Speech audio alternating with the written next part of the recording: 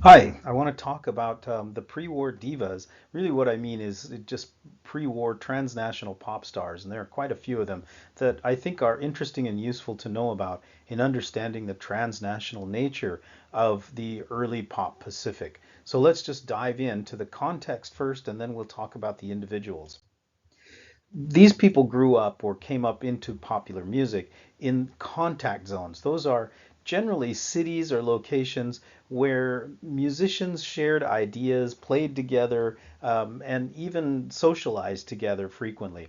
And they include places like Shanghai in China, Tokyo in Japan, Manila in the Philippines, Los Angeles in the United States, and Seoul in Korea. Shanghai was the biggest city in Asia at the time, before World War II, and you can see here the Bund or the um, bay frontage area where most of the shipping and trading went on. This is sort of like the Wall Street combined with socialization, hotels, and restaurants. This was where most foreigners who came to Shanghai spent the majority of their time. Certainly, it's also the location of banks and major trading companies.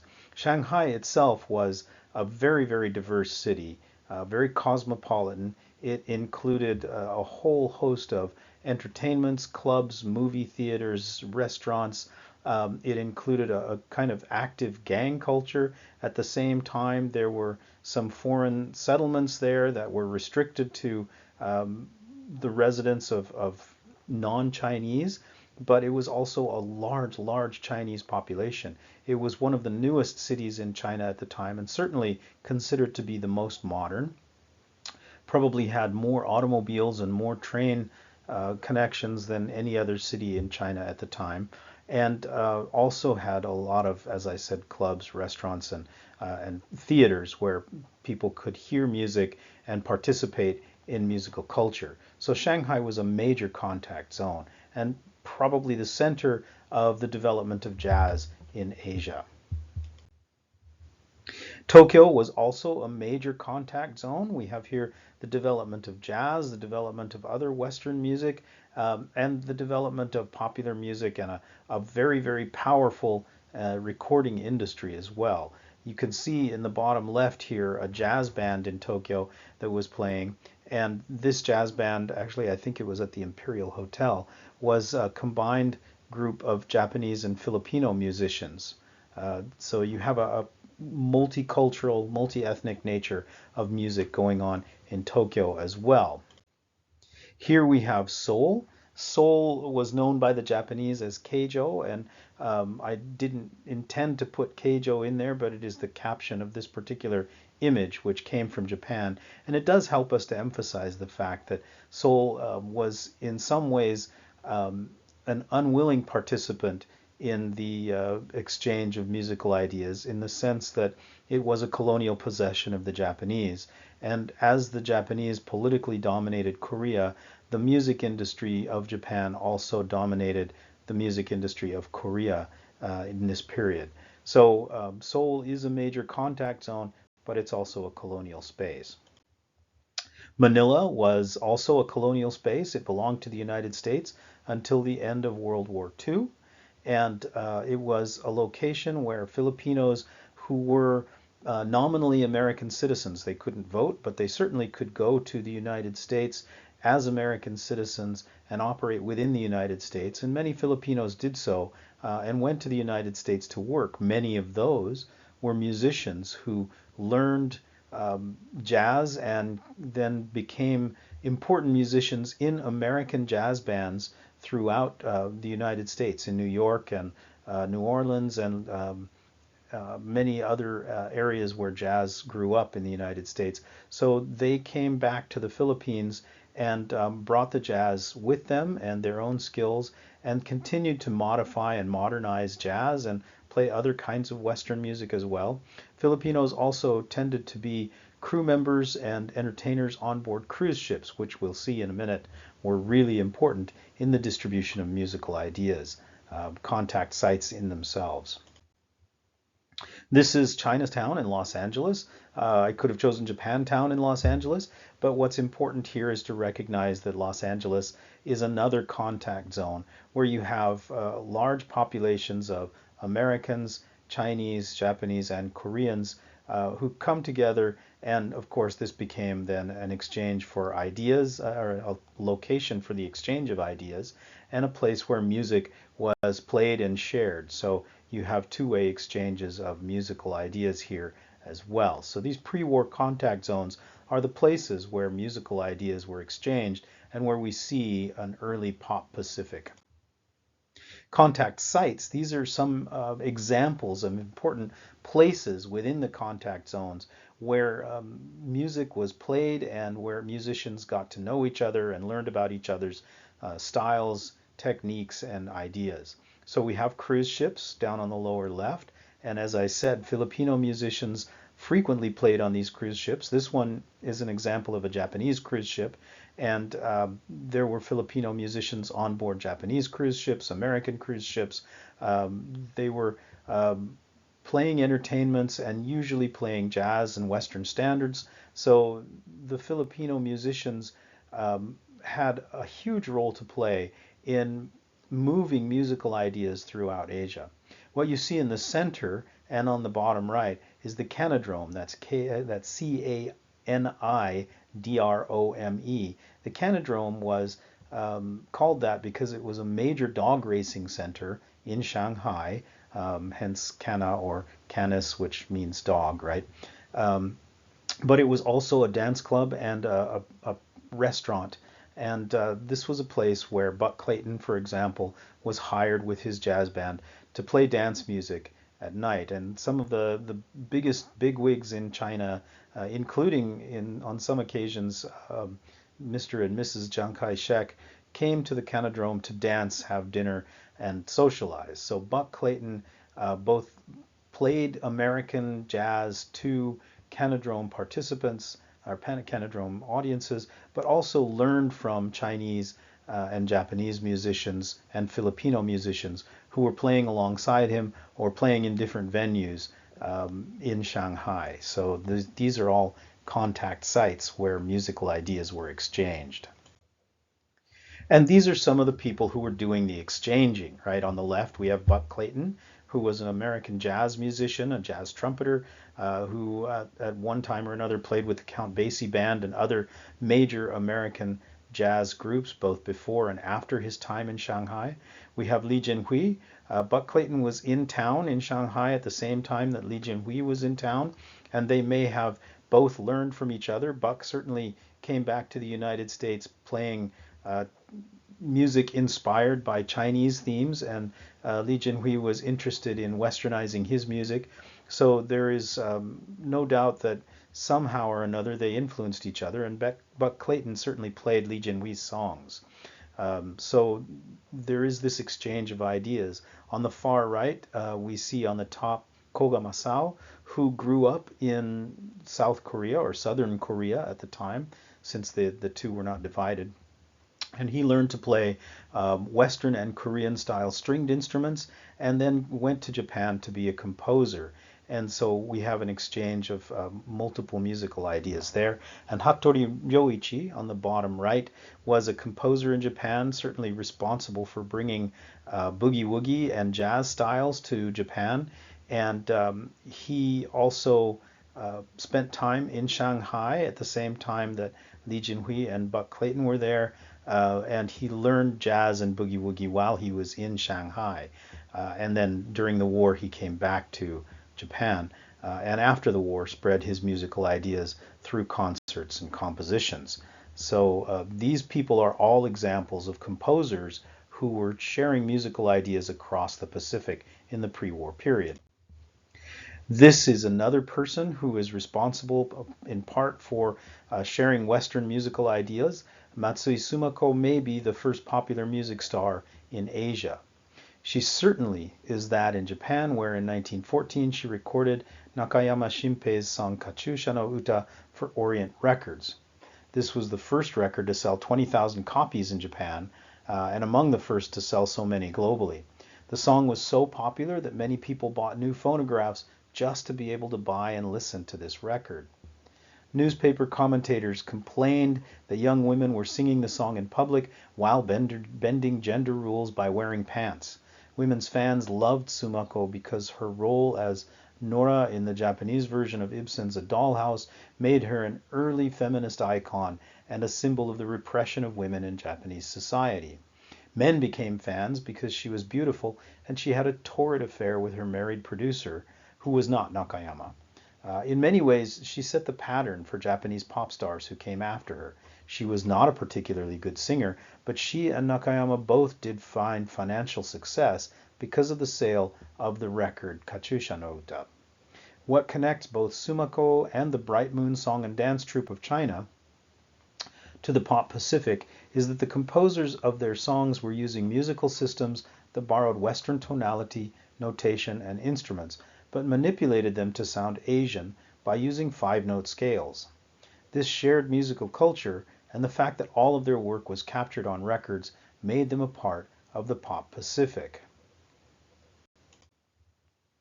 Choi Seung-hee is another person who was international in her influence on popular music and dance. She was a young Korean woman who was impressed with a dance performance by Japan's Ishii Baku, one of the architects of Japanese modern dance, and she moved to Japan to study with him. Ishii encouraged her to develop her own style, and this seems to have included inspiration taken from traditional Korean dance. She became Saishoki in Japan, which is the Japanese pronunciation of the Chinese characters in her Korean name. And she rose to fame as a modern dancer, also by mixing and showcasing increasing amounts of Korean traditional dance styles. Choi possessed great beauty. She had large eyes that seemed to hold her audience in their seats, an oval face with soft features and an infectious smile. Her dance skills showed the long hours of practice and her commitment to her art. Her status as a Korean in Tokyo instantaneously made her both a colonial subject and an exotic celebrity. Perhaps she gained benefit from a Japanese trend in anthropology and ethnomusicology that saw Korea as a part of the Japanese empire in danger of losing precious indigenous traditions. Interest in Choi and her choreography was high. As a model, she appeared in advertisements for beauty products. Among others, as a modern dancer, her career was limited to Japan and Korea. As a representative of Korean traditional dance, and even as a magnet for supporters of Korean independence from Japanese colonialism, she became an international celebrity and even toured the United States and Europe. Choi eventually returned to Korea, and after World War II she moved to North Korea, probably to prove her loyalty to her Korean origins and to escape the abuse she received in South Korea, where she was identified as a collaborator during the period of Japanese rule. North Korea was, in the early post-war period, both wealthier than South Korea and more interested in cultural preservation and international celebrity than South Korea. Choi eventually disappeared from public view in North Korea, and her fate remains unknown. Alice Fumiko Kawabata, or Kawabata Fumiko as she's known in Japan, was a Japanese-American dancer in New York City who performed on Broadway. Born in the early decades of the 20th century, Kawabata found herself living in a society that saw Asians as unassimilable. In the 1920s, despite her great dancing skills, she was not able to gain access to major parts in the American theater. By facing this glass ceiling in the United States, and despite her inability to speak any Japanese, it was common practice for Asian immigrants to the United States to refuse to teach their American-born children their own native languages. Kawabata moved to Japan. In 1930s Tokyo, she became one of Japan's most popular jazz singers. Besides her physical beauty, Kawabata Fumiko became known in Japan for her American attitude and for her accent when she spoke and sang in Japanese. Her Japanese audience recognized her American nationality, which gave her authenticity. This authenticity was bolstered by her thick American accent and fluent pronunciation of English words, which differentiated her from other Japanese jazz singers. Due to her success in Japan and lack of success in the United States, Kawabata eventually dropped her American first name, simply becoming Kawabata Fumiko. Yamaguchi Yoshiko was a Japanese uh, woman who was born in Manchuria and grew up speaking Chinese and Japanese fluently. Her mother and father were in China as colonial residents of the Japanese Empire, but her father particularly was a teacher of Chinese for Japanese people who were living there, and he made sure that the Yoshiko, learned to speak Chinese fluently. She also spoke some Manchurian, and she grew up sort of bicultural.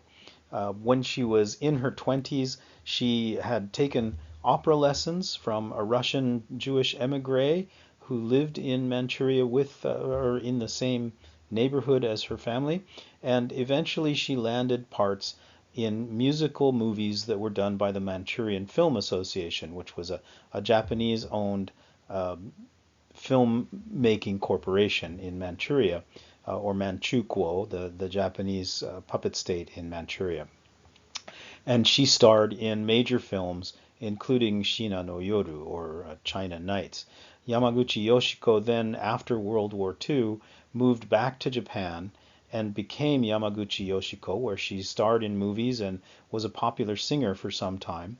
And then eventually she went to the United States, where she acted in several movies, including House of Bamboo, as as Shirley Yamaguchi. So she has multi ethnic or multinational stardom. She's very famous for being multilingual, and she also then eventually returned to Japan and worked for the Japanese government, both as a representative in the Diet and then as a news reporter, and also married the post war Japanese ambassador to Burma. So she's very famous and lived a very international life. And she is still extremely popular as Li Xianglan in Southeast Asia and southern China, particularly.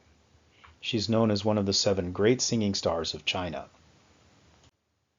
Sato Chiako was Nakayama Shinpei's inspiration. She was a classically trained opera singer who spent a lot of her early years recording opera in New York, but her voice and apparently her friendship with Nakayama inspired many songs, and so she became one of the first voices of Japanese popular music and starred in many of Nakayama Shinpei's songs. But she also understood the recording industry in an international sense and was able to operate both in the United States and in Japan. Fujiwara Yoshie was also an inspiration for Nakayama Shinpei and also for Koga Masao. He became one of the earliest male voices of Japanese popular music and sort of set the style and tone for many singers throughout Asia in the 1920s and 1930s. Yoon Sim-dok, of course, a Korean singer, classically trained opera singer who studied in Japan and eventually fell in love with a Korean man who was also married. And on their journey back, after she recorded her famous Song of Death, he and she jumped overboard and committed suicide together at the during the journey home off of the vessel that was taking them home. So this song has become very famous. It's a very sad song. And we also have the Wild Rose of Shanghai. That would be Wang Renmei, who was one of the key people in the Bright Moon Song and Dance Troupe organized and composed for by Li Jinhui. In the 1932 Chinese silent film classic Wild Rose by Chinese director Sun Yu, she plays a 17-year-old, or she was 17 years old, already a singer and dancer. She was also a friend of Mao Zedong, and she debuted as the leading actress in this film Wild Rose. She was a kind of a communist pop idol, if that's possible, and she reached that level of stardom in part because of the power of Shanghai as a contact zone. Um, so the story of Wild Rose is both romantic and sad. Wang Renmei in the 1932 film played a young Cinderella figure named Xiao Feng, whose well-meaning but debt-ridden father is unwilling to sell her to clear his debts. And in a fight, he accidentally kills a man who wanted to buy her. Left on her own, she goes to Shanghai with a wealthy artist boyfriend, but thanks to her low class status, the two of them are ejected from his family home.